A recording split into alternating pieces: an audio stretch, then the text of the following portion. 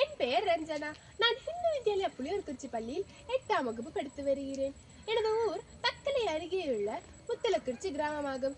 இது நீர்நிலைகள் நிறைந்த ஒரு அழகான கிராமமாகும். நில விஞ்ஞான திட்டத்தில் கிராம வள கணக்கெடுப்பு செயல்பாட்டு நீர்நிலை என்னும் தலைப்பை தேர்ந்தெடுத்து கள ஆய்வு செய்ய உள்ளேன். நான் தேர்ந்தெடுத்த நீர்நிலை என் கிராமத்தில் என் வீட்டின் அருகே உள்ள பூதக்குளம். அதன் எழில்மிகு அழகைதான் நீங்கள் பார்த்து கொண்டிருக்கிறீர்கள்.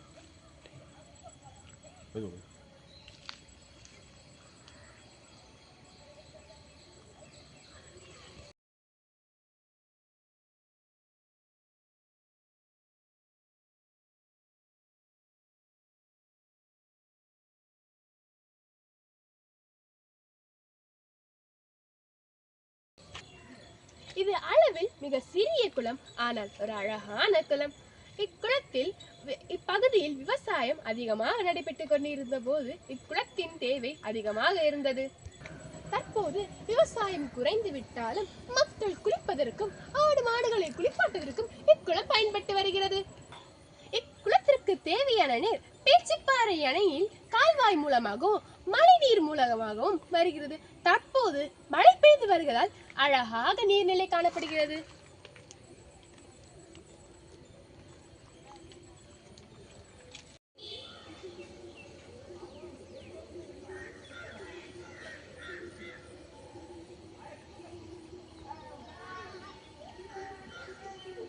குளத்தின் தன்மைக்கு அச்சுறுத்தலாக இருப்பது குளத்தின் கரைகள் ஆக்கிரமிப்பு, நிலத்தடி நீர் எடுத்தல், மாசுபடுத்துதல், குளத்திற்கு வரும் தண்ணி கால்வாயை அடைத்தல் போன்றவை குளத்திற்கு ஆபத்தை உண்டுபடுத்துகிறது. குளத்தின் கரைகள் ஆக்கிரமிப்பை தடுக்க குளத்தை சுற்றி சுற்றுச்சுவர் எழுப்ப வேண்டும்.